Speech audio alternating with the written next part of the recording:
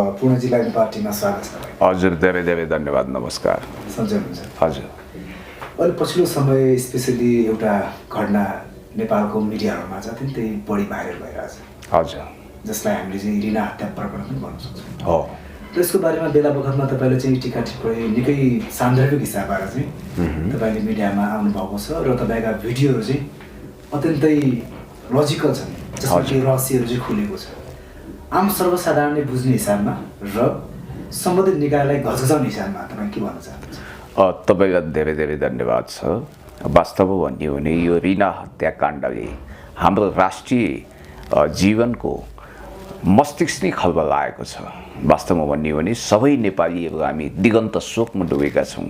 एउटा चेली जसले आफ्नो भविष्य खोजिरहेकी थिइन्, जसको पति 50 डिग्री सेन्टिग्रेडको तापक्रममा गल्फ कन्ट्रीमा गएर अरब, दुबई, कतार, मलेसियामा जाने तिनै देशभक्त नेपाली दाजुभाइ दिदीबहिनी जसले उता रेमिटेन्स दिन्छन् र यता राष्ट्रिय अर्थतन्त्रको ठेकी भरिन्छ। यस्तो अवस्थामा छौँ हामी। तपाईँले धेरै कुरा बुझ्नु भएको छ। त्यसकारणले गर्दाखेरि रिनाको पति उता मेहनत गर्छन्।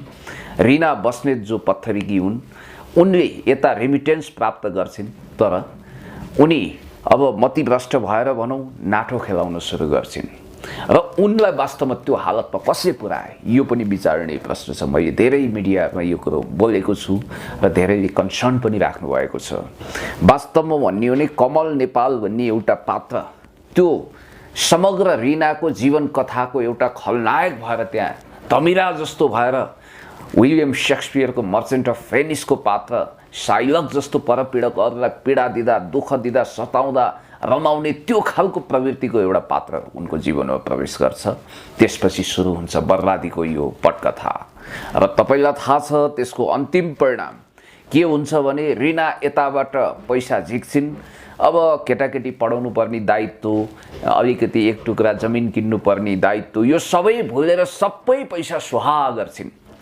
अब हाम्रो नेपाली समाजमा हेर्नुहोस्, मूल प्रभाव भने त अहिले पनि हाम्रो आमा दिदीबहिनी दाजुभाइ चेलीबेटीहरू सबै आफ्नो सच्चरित्रमा बसिरहनु भएको छ।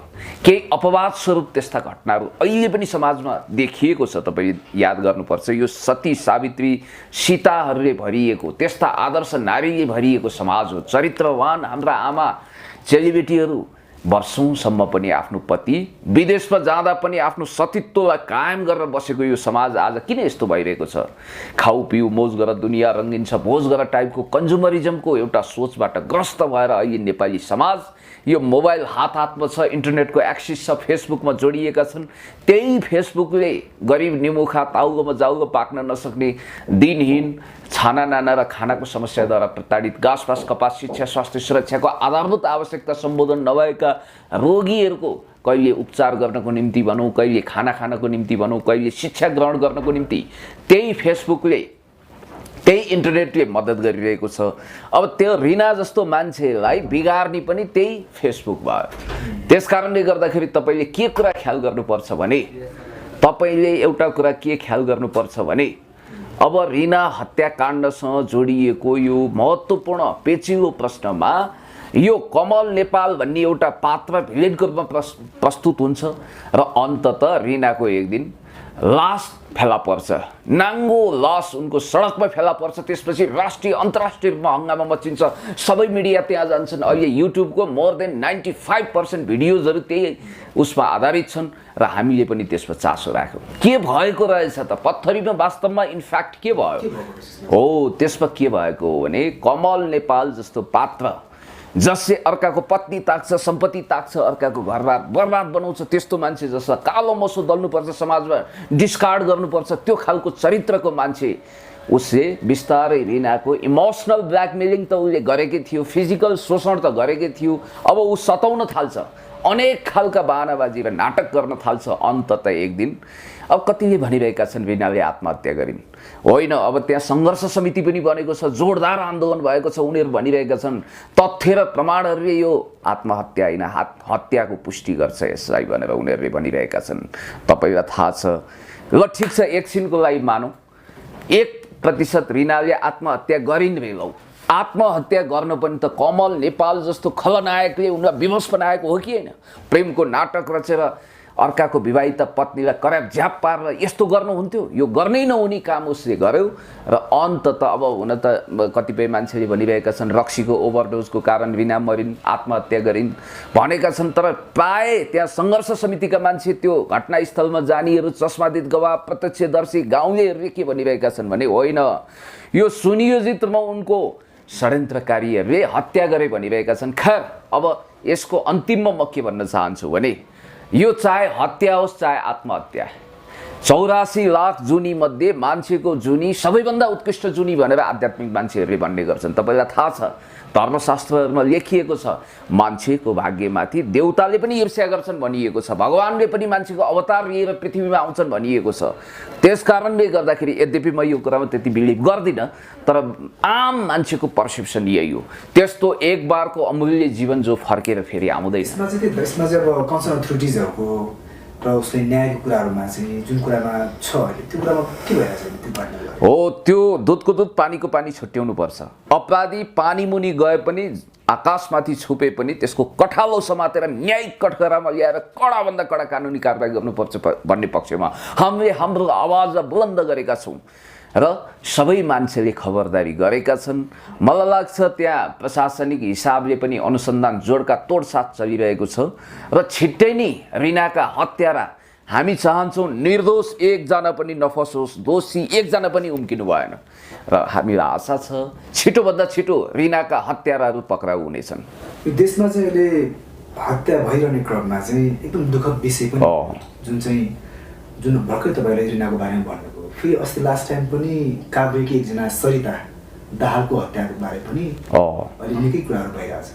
यसमा तपाईँ जस्तो बुद्धिजीवीहरूले चाहिँ सम्बन्ध निकाले कसरी घचघचाउनुहुन्छ, न्यायको लागि के पहल गर्नु चाहनुहुन्छ? वास्तवमा हेर्नुहोस्, हामी वास्तवमै निधाएका छैनौँ। हाम्रो निद हराम भएको छ, हाम्रो सपना खलबलिएको छ। अस्ति रिना हत्याकाण्डको आलो घाउ सेलाउन नपाउँदै त्यस्तै अर्को चोट लाग्यो। यहीँ काठमाडौँको नाकै मुनि काठमाडौँसँग नाभी गाँसिएको आन्ध्र सालनाल जोडिएको काभ्रेकी एकजना चेली, 25 वर्षीय कलकलाउँदी चेली सरिता दाहालको हत्या भएको छ। सुरुमा त हेर्नुहोस् त्यहाँ पनि एउटा नाटक नौटङ्की भएको थियो, यो हत्या होइन यो आत्महत्या हो भन्ने हिसाबले त्यो घटनालाई ट्विस्ट गर्न खोजिएको थियो। त्यसको एउटा कुरूप दृश्य तपाईँले टिचिङ हस्पिटलमा पनि देख्नुभयो। त्यहाँ घेरघार गरे अनि पोस्टमार्टम रिपोर्टलाई गलत बनाउनको निम्ति अनेक किसिमका त्यहाँ नाटकहरू चले। डाक्टरलाई पैसाको प्रलोभन दिइयो अनि त्यसपछि त्यहाँ केही सुनियोजित षड्यन्त्रकारी शक्तिहरूले जब त्यहाँ प्रतिकार पनि भयो अनि गाउँलेहरूले अनि रिनाको घरवालाहरूले सरिताको घरका मान्छेले प्रतिकार गरिसकेपछि उनको माइतीको मान्छेले यस्तो होइन भनिसकेपछि होइन यो कर्तव्यद्वारा हत्या भएको होइन भवितव्य हो। अर्थात् अब लोग्ने स्वास्नीको झगडा पर्यो, कुटाकुट भयो, त्यसपछि सरिता अचानक मरी भन्ने टाइपले यिनीहरूले घटनालाई ट्विस्ट गर्न खोजे। तर हेर्नुहोस् ढिलै भए पनि यो दुधको दुध पानीको पानी छुट्टिन्छ भने जस्तै, तर त्यहाँ त अलिकति छिटै भयो। न्यायिक हिसाबले यो घटनाको निरूपण गर्दाखेरि अपराधी त्यहाँ करापझ्याप भयो। सुरुमा अब उनको लोग्ने सुदीप त्यहाँबाट फरार भयो सरिताको, र उनको अब अनुसन्धानको सुई यो उनको ससुरा सासू देउरानी जेठानीतिर फर्कियो, तिनीहरूलाई गिरफ्तार गरियो र अन्ततः उसको लोग्नेलाई पनि गिरफ्तार गरियो र उनीहरूले हत्या कबुल गरेका छन्, स्वीकारेका छन्। तर एउटा कुरा के भने हाम्रो देशमा कुनै पनि चेलीले रिना वा सरिताको नियति भोग्नु नपरोस्, कुनै पनि नारीले त्यसरी अकालमा मृत्युवरण गर्नु नपरोस् र कुनै पनि कमल नेपाल जस्तो खलनायक समाजमा ढिम्किन पनि नपाओस्, अरूको घर नबाँडोस्, अरूको सम्पत्ति कब्जा नगरोस् भनेर हामी धेरै केयरफुल हुनुपर्छ। We have to be very careful. र म के भन्न चाहन्छु भने यस खालको घटना अब कहीँ कहिल्यै कतै नहोस्। जस्तै नेपालमा विशेष गरी तपाईँ हरेक क्षेत्रसँग चाहिँ बढी जानकार भइरहेको एउटा प्रखर वक्ता। हजुर। तर अहिले पछिल्लो समयमा एनसेल प्रकरण पनि छ नि त। हजुर। एनसेल सिंह बहिष्कारबारे एकजना व्यक्तिले अत्यन्तै ठुलो आवाज उठाइरहनु भएको छ। हजुर। त्यो आवाजमा तपाईँको सहकार्य के रहनेछ र यो एनसेल प्रकरण बारेमा एनसेलको जुन मुद्दा नेपाल सरकारसँग कसरी टाइम भएको छ, किन अब हेर्नुहोस् वास्तवमा अहिले एनसेलको सिम बहिष्कार गरौँ भन्ने एक खालको अभियान छ। खास गरी अब सत्तारूढ नेकपाको भातृ सङ्गठन हाम्रै साथीहरू जनवर्गीय सङ्गठनका साथीहरू, म पनि नेकपाको युवा नेता त आफूलाई भन्दिनँ, अरू साथीहरूले भनिदिनुहुन्छ। म एउटा देशभक्त नेकपाको एउटा नेता कार्यकर्ता हुँ। मैले स्पष्ट रूपमा तपाईँलाई के निवेदन गर्न चाहन्छु भने नेकपाका जनवर्गीय सङ्गठनका साथीहरू जस्तो अनेरा सेवीका अध्यक्ष त्यसपछि युवा सङ्घको अध्यक्षले पब्लिकली अब एनसेलको सिम बहिष्कार गरौँ भन्ने अभियान चलाउनु भयो। उहाँहरूले के तर्क दिनुभयो भने 39 अर्ब राजस्व कर एनसेलले नबुझाएसम्म हामी सिम बोक्दैनौँ भन्नुभयो। ठिक छ, त्यसप्रति हाम्रो सोलिडारिटी छ, त्यो ढिलै भए पनि साथीहरूको सद्बुद्धि आयो। र अझ के भनिन्छ भने महालेखा परीक्षक सुखदेव भट्टराई खत्रीका अनुसार त 70 अर्ब हाराहारी एनसेलले तिर्नुपर्छ। खैर, सम्मानित सर्वोच्च अदालत र न्यायमूर्ति सम्माननीय प्रधान न्यायाधीश माननीय न्यायाधीशहरूले जब 39 अर्बको हिसाब तत्काल बुझौँ भनेर एनसेललाई त्यो आदेश दिने बित्तिकै ऊ एकदम गलकट्नु भएर अत्यन्तै अरर भएर तिर्न नपाए हुन्थ्यो भन्दै अन्तर्राष्ट्रिय अदालतमा जान्छु भन्ने हल्ला पिटेर बस्न मिल्छ? मिल्दैन। कर तिर्नु पर्दैन। नेपालको अहिले कर्पोरेट घराना मध्ये सबैभन्दा बढी पैसा कमाउने सबैभन्दा ठुलो कर्पोरेट घराना पनि एनसेल, तर सबैभन्दा ठुलो लुट पनि त एनसेलले गरिरहेको छ। हामीलाई हेर्नुहोस्, कुरा चपाएर भन्नु छैन। तपाईँलाई मैले स्पष्ट रूपमा निवेदन गर्न चाहन्छु कि वास्तवमा भन्ने हो भने मैले त हेर्नुहोस् from the very beginning starting फेजदेखि नै, यो त पहिला मेरो मोबाइलको रूपमा आएको थियो, तपाईँलाई थाहा छ। 2005 मा यसको या कम्पनी इस्टाब्लिस भयो। त्यतिखेर केही करोडमा यसले इस्टाब्लिस गर्यो, पछि अरबमा कारोबार गर्यो, अहिले त खरबको कारोबार गर्छ। यसको ग्लोबल रेपुटेसन पनि त्यति राम्रो छैन। युरोपमा कतिपय कन्ट्रीमा यो लखटिएको छ, यहीँ मालदिप्समा पनि यसलाई इन्कार गरिएको छ। त्यस कारणले नेपालमा चाहिँ जरा गाड्यो। अब अर्को कुरो तपाईँले याद गर्नुपर्छ, आयकर लाभ कर तिर्नुपर्छ कि पुँजीगत लाभ कर तिर्नुपर्छ कि पर्दैन? कर तिर्नु इज्जत र सम्मानको कुरो हुन्छ विकसित मुलुकमा। यहाँ चाहिँ करै तिर्न नपाए हुन्थ्यो, भ्याट छल्न पाए हुन्थ्यो, राजस्व छल्न पाए हुन्थ्यो। सबैभन्दा बढी पैसा कमाउने सबैभन्दा ठुलो साउजीले कर तिरेको तपाईँ एउटा रेटिङ हेर्नुहोस्, रेट लिस्ट हेर्नुहोस्, विनोद चौधरी सबभन्दा ठुलो धनी। यही कुरो गरौँ न, प्रष्टै भनौँ तपाईँलाई, विनोद चौधरी नेपालको सबैभन्दा ठुलो मल्टिमिलियनियर। फोर्ब्सको सूचीमा समेत उसको नाम छ। तर कर तिर्ने सूची हेर्नुहोस् त, नेपालमा ऊभन्दा बढी सिद्धार्थ शमशेर राणाले तिरिरहेछ सोल्टी ग्रुपले भन्ने बित्तिकै अब यस खालका अनेक नौटङ्कीहरू नेपालमा चल्छन् र एनसेलले पनि अनेक बहानाबाजी नाटक गरिरहेको छ। र एनसेलले कर तिर्नै पर्छ, नाकको चालले तिर्नुपर्छ, पर्दैन। तपाईँ हामी जस्तो एउटा ताउलोमा जाउलो पकाउन समस्या भएका मान्छेले त राज्यको शुल्कहरू हामी तिरिरहेछौँ, खाइ नखाइ। उनीहरू चाहिँ नाफा प्रशस्त कुम्ल्याउने अनि कर नतिर्ने। तपाईँको टेलिसिएरा कम्पनीले आफ्नो स्वामित्व बेचेर गयो। म अन्तिममा तपाईँलाई भन्न चाहन्छु, हामीले के जीवनभर हामी एनसेलको सिम चलाउँदैनौँ भनेका हौँ? होइनौँ। म आदरणीय आनन्दराम पौडेलज्यू लगायतका दिग्गज व्यक्तिहरूले सुरुदेखि नै यो एनसेलको सिम किन चलाएनौँ भने अब तामा तुलसी भाकेर क्रिया कसम खाएर बाबा हो अब जिन्दगीभरि यो जुनीभरि हामी एनसेल चलाउँदैनौँ भनेको होइनौँ। तब चलाउँछौँ जब दुईटा शर्त यसले पुरा गर्नुपर्छ। एउटा, यसले अहिले जसरी ढाड भाँच्ने गरी शुल्क लगाएको छ, दूरसञ्चार रेटमा संसारमा सबभन्दा महँगो रेट भनेको यही एनसेलको हो। अब हुन त हाम्रो एनटिसी पनि भाइ एनसेल भएको छ, उसको पनि महँगो छ। अब यहाँ विडम्बना के छ भने 100 रुपियाँको ब्यालेन्स हाल्नुहोस्, यो एकदम व्यवहारिक कुरो क्या। फोन गर्नुहोस् अनि फोन गर्दाखेरि ब्यालेन्स सिद्धिएको पत्तै हुँदैन। अनेक खालका डाटा प्याकको रङ्गीन मायाजालमा पनि तपाईँलाई फसाइदिएको छ उसले। अनि एनटिसी टु एनसेल, एनसेल टु एनटिसी त झन् फोनै गर्नु हुँदैन। दुईटा त शत्रु संस्था जस्तो, फेरि भित्रभित्रै म्याच फिक्सिङ गरेर कमिसन खाने कुरोमा दुईटैको मिलोमतो पनि हुन्छ कहिलेकाहीँ। त्यसकारण हामी दुईटा कुरा भन्न चाहन्छौँ। पहिलो कुरो त हेर्नुहोस्, एनटिसीले पनि एनसेलको जस्तै नेटवर्क बनाउनुपर्छ। एनटिसीले आफ्नो गुणस्तर वृद्धि गर्नु पर्यो, हामी यो भन्न चाहन्छौँ। र यो नेपालमा सबैभन्दा ठुलो अन्याय के छ? पहिलो कुरो हेर्नुहोस्, अन्तर्राष्ट्रिय दर रेट अनुसार हामीले सित्तैमा देऊ भनेको छैन कि, अन्तर्राष्ट्रिय लेभल मापदण्ड अनुसारको रिजनेबल शुल्क लिनु पर्यो।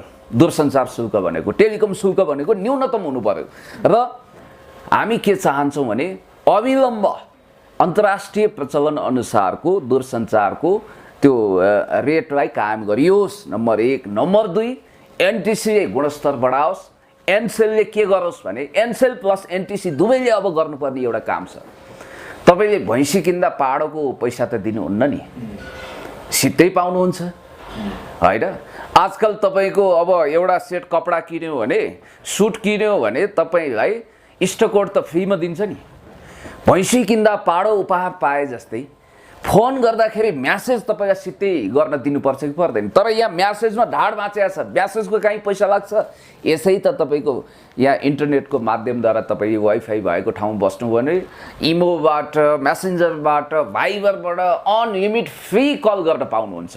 तर अब म्यासेज त उहिलेदेखि फ्री छ, त्यो कुरै भएन। अब उनीहरूले त फोन त गर्न पाइँदैन होइन, महँगोमा फोन गर्नु छ एकातिर, अर्कोतिर म्यासेजको पैसा लिइरहेछ। यो अन्याय हो, म्यासेजको पैसा लिनै हुँदैन। यो तपाईँ हामी सबैले खबरदारी गर्नुपर्छ। त्यसकारण म के भन्न चाहन्छु भने जुन दिन एनसेलले कर तिरेर सम्मानित संस्थाको डिग्निटी हासिल गर्छ, जुन दिन उसले शुल्क घटाउँछ, जुन दिन उसले एसएमएसको पैसा लिन बन्द गर्छ, एसएमएस शुल्क फ्री गर्छ, त्यो दिनदेखि हामी एनसेल बकाइदा चलाउँला, इन्जोय गरौँला, घन्टौँ कुरा गरौँला। अत्यन्तै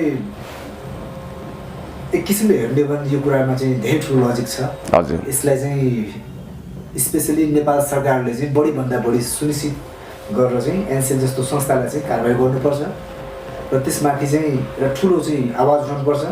यसमा तपाईँको चाहिँ आवाजले सही ठाउँमा चाहिँ न्याय पाओस्। हजुर, धन्यवाद। जति पनि नेपाली नागरिक यसबाट पीडित छन् सम्पूर्णलाई चाहिँ यो मेसेज जाओस्। पक्का। अन्तमा अहिले राष्ट्रपतिको जुन चीन भ्रमणको बारेमा पनि तपाईँ अत्यन्तै नजिक जानकार हुनुहुन्छ। हजुर, त्यो भ्रमणले नेपाल सरकारलाई, नेपाललाई के कस्तो चाहिँ लाभदायक गर्यो र चीन र नेपालको जुन सम्बन्धको बारेमा तपाईँ अझै बढी ज्ञाता हुनुहुन्छ, यसको बारे पनि 2 मिनटमा बोल्दैन। धन्यवाद छ तपाईँलाई। मैले इन्टरनेसनल रिलेसन, फरेन पोलिसीको विषयमा स्टडी गरेको छु र म एउटा पिएचडी स्कलर पनि हुँ। मैले यो विषयमा त्यसमा आधिकारिक स्रोतको सूचनाहरू र नलेज लिएर तपाईँ सामु इन्टरप्रिटेसन गर्न सक्ने क्षमता राख्छु। जस्तो ऐतिहासिक कालदेखि नै नेपाल चीनको सम्बन्धलाई यसरी परिभाषित गरिएको छ, जसमा सी जिनपिङ हिजो माओ त्से-तुङदेखि देङ स्याओपिङ हुँदै सी जिनपिङसम्मले त्यो सम्बन्धलाई अथेन्टिसिटी दिएका छन्। के भनिन्छ भने नेपाल र चीनको सम्बन्ध भनेको हिमाल जस्तो अग्लो, सागर जस्तो गहिरो र मह जस्तो मिठो छ। यति राम्रो हार्दिकता छ, हामी असल छिमेकीको स्ट्याटसमा छौँ। जस्तो कि भारतले भन्ने गर्छ नि, हामी त बडे भाइ छोटे भाइको स्ट्याटसमा छौँ। गलत कुरा। राष्ट्र सानो होस् वा ठुलो, तपाईँ जब आफू ठुललाई पल्टिनुहुन्छ भने स्वाभाविक रूपमा सानो भाइलाई हेप्नुहुन्छ कि त्यो अधिकार तपाईँलाई प्राप्त हुन्छ। हामी त ब्रदरहुड रिलेसन होइन डिप्लोमेसीमा, हामी तपाईको नेबरहुड रिलेसन कायम गर्न चाहन्छौँ। हामी असल छिमेकीको स्ट्याटस मेन्टेन गर्न चाहन्छौँ। तपाईँले देख्नु भएन नेपालमा युद्धभन्दा चर्को नाकाबन्दी लाग्दाखेरि युनाइटेड नेसनको जेनरल एसेम्ब्लीमा क्याटेगोरिकली चीनको महामहिम राष्ट्रपति सी जिनपिङले देश ठुलो होस् वा सानो होस्, सार्वभौम सत्ता बराबर हुन्छ भनेर नेपालको नेसनल सोभरेन्टी, टेरिटोरियल इन्टिग्रिटी, इन्डिपेन्डेन्सीलाई ग्लोरिफाइड हुने गरी, हाम्रो मोरल बुस्टअप हुने गरी बोलेको केही दिनमै यहाँ नाकाबन्दी खोल्यो। यो दृश्य पनि तपाईँले देख्नुभयो। अब टु दी पोइन्ट आउँ। अहिले एउटा भव्यतापूर्वक हाम्रो महामहिम राष्ट्रपति विद्यादेवी भण्डारीज्यूले चीनको भ्रमण हिजो भर्खरै सम्पन्न गर्नुभएको छ। हुन त 9 दिने भिजिट हो, केही कारणले गर्दाखेरि अस्वस्थता अथवा जेसुकै होस् त्यसको कारणले 8 दिनमै त्यो भिजिट सिद्धियो। मैले हिजो चीनको सीसीटीभीले हालेको, अब भाषा त चाइनिज नै छ, त्यसको सबटाइटल इङ्ग्लिसमा बनाएको छ, 2 मिनट जतिको एउटा दुर्लभ भिडियो हेरेको थिएँ। आहा, बडो गौरवान्वित भइयो कि नेपालले त्यत्रो अन्तर्राष्ट्रिय मञ्चमा त्यति धेरै सम्मान पाउनु केवल राष्ट्रपतिले मात्रै पाएको होइन। यो सिङ्गो नेपाल राष्ट्रको डिग्निटी, गरिमा र हाम्रो इज्जत र गौरव अन्तर्राष्ट्रिय स्तरमा चुलेको महसुस हुँदाखेरि बडो आनन्द आयो। इन्जोय गरेँ मैले। तपाईँहरू पनि हेर्नु होला, हेर्नु भएको छ, मैले सेयर पनि गरेको छु मेरो फेसबुक वालमा। अब एउटा कुरा के छ भने चीनले जहिले सुके पनि नेपाल समृद्ध होस्, विकसित होस्, शान्त होस्, सभ्य होस्, भव्य होस्, नेपालको उन्नति प्रगति सफलता होस् भन्ने चाहन्छ। असल छिमेकीको रूपमा उसले 1 इन्च पनि जमिन मिचेको छैन। एउटा अपवाद लिपुलेको, जसको विषयमा अब भुलभुलैयाको कारण, इन्डियनहरूको कारण हामी त्यहाँ फस्यौँ भनेका छन् र त्यसमा उनीहरूले कन्फेसन्स गरिसके हामीलाई लिपुलेक नेपालकै हो भन्न कुनै आपत्ति छैन, यो नेपालकै ल्यान्ड हो भनेर उनीहरूले भनिसकेका छन्। त्यो कुरा इस्टाब्लिस गरिसके। त्यो बाहेक इतिहासमा अहिलेसम्म नेपाल र चीनको सम्बन्ध भनेको अत्यन्तै सुमधुर छ। बरु यहाँ के भइरहेको छ भने कहिलेकाहीँ रोटी एक कोरो पाक्न खोजेको हो कि ताली एक हातले मात्रै बजाइन खोजेको हो कि तपाईँलाई थाहा छ त्यस्तो अनुभूति हुन्छ। नेपाली काङ्ग्रेसको सरकारको पालामा त मैले नेपाली काङ्ग्रेस विपक्षी भयो भनेर उसको बालको खाल उतार्न खोजेको होइन, खुनखुत्रो गरेको होइन, तर नेपाली काङ्ग्रेस जहिले पनि चीनसँगको असल मित्रताबाट भाग्न खोजिरह्यो। चीनको महालगानी नेपालमा हुन्छ भनेर त्राई भयो भारतीयहरूसँग, लौ न चिनिया लगानी आउनु पर्यो, रोकिदिनु पर्यो, हामी त बर्बाद हुने भयो, अमेरिकाले ढाड सेक्ला, तिमीहरूको पनि गिद्धे दृष्टिमा हामी पर्छौँ। बाबा हो चिनियाहरूले यहाँ नेपालमा रियलै ल्याउने भइसके, नेपाल BRI को हिस्सा हुने भयो।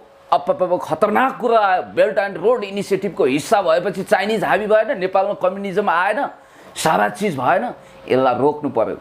हामीलाई कम्युनिजम नभए हुन्छ, हामीलाई लोकतन्त्र भए देश पनि चाहिँदैन, विकास पनि चाहिँदैन भनेर शब्द यो नभए पनि भाव यो प्रकट गरिरहेका छन् अन्तर्राष्ट्रिय मञ्चमा।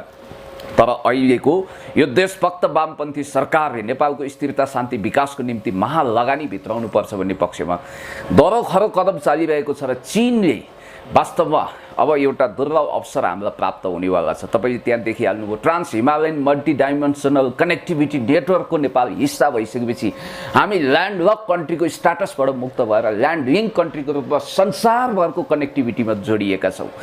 अनि अर्को कुरो तपाईँले हेर्नुपर्छ, हामी क्लाइन्ट स्टेट पनि होइनौँ, बफर हामी सेटेलाइट स्टेट पनि होइनौँ। ठिक छ, हाम्रो जियो स्ट्राटेजिकल कन्डिसन भनेको बफर स्टेट हो। बफर स्टेट भए पनि, मध्यवर्ती राज्य भए पनि हामीले दुई उदयमान महाशक्ति, एउटा रिजनल सुपर पावर भारत र ग्लोबल सुपर पावर चीनको समृद्धिबाट फाइदा उठाउनुपर्छ भन्ने कुरो स्टेरियोटाइपले माला जप्ने मात्रै होइन, डिप्लोमेटिक ढङ्गले नेसनल इन्ट्रेस्टलाई स्ट्रेन्थनिङ गर्ने गरी हाम्रो नीति विचार कार्यक्रम, सिद्धान्त, रणनीति, कार्यनीति, कूटनीतिलाई परिचालन गर्नुपर्छ। र म तपाईँलाई यति भन्न चाहन्छु कि असङ्लग्न परराष्ट्र नीति पञ्चशीलताको आधारमा नेपाल अगाडि बढ्छ र महामहिम चिनिया राष्ट्रपति सी जिनपिङ अब हेर्नुहोस्, नेपालमा पूर्व पश्चिम औद्योगिक करिडर बनाउनु जरुरी छ। जसरी चाइना पाकिस्तान इकोनोमिक करिडरमा चाइनिजहरूले $60 बिलियन खर्च गरेका छन्, नेपालमा पनि त्यस खालको महालगानी आउने सम्भावना टटकारो छ। महामहिम चिनिया राष्ट्रपति नेपाली जनताले प्रतीक्षा गरिरहेको अहिले संसारको सबैभन्दा उच्च स्तरीय नेता हुनुहुन्छ। हामी रेड कार्पेट बिछाउनको निम्ति आतुर छौँ। आशा छ महामहिम राष्ट्रपति, हाम्रा महामहिम राष्ट्रपति विद्यादेवी भण्डारीज्यूको निमन्त्रणा मान्नको लागि यही सन् 2019 चिनिया महामहिम राष्ट्रपति, विश्व राजनेता, समाजवादी राजनेता सी जिनपिङको नेपालमा भिजिट भएर एउटा इतिहास यस मानेमा कायम हुँदैछ कि सन् 1996 पछि जियाङ जमिन त्यतिखेर राष्ट्रपति हुनुहुन्थ्यो, उहाँ बाहेक कुनै पनि चिनिया राष्ट्रपतिले आज 24 वर्ष भयो नेपाल टेक्नु भएको छैन। एउटा अपवाद 2013 मा बेन्जियाबाओ, छोटो समयको निम्ति बेन्जियाबाओ फेरि राष्ट्रपति होइन, चिनिया प्रधानमन्त्री हुनुहुन्थ्यो, उहाँको भिजिट बाहेक हाई प्रोफाइल भिजिट भएको छैन राष्ट्रपति स्तरबाट। अहिले एउटा दुर्लभ मौका प्राप्त भएको छ, राष्ट्रपतिको भिजिट, विद्या भण्डारीको भिजिट भव्य रूपमा सफल भएको छ। महामहिम राष्ट्रपति विद्यादेवी भण्डारीज्यू जसले नेपालको इज्जत प्रतिष्ठालाई उचाइमा पुर्याउनु भएको छ, हामी आभारी भएका छौँ र यही नै कुरो म तपाईँ सामु निवेदन गर्न चाहन्छु। हस्, धन्यवाद। थ्याङ्क यू सो मच, धन्यवाद।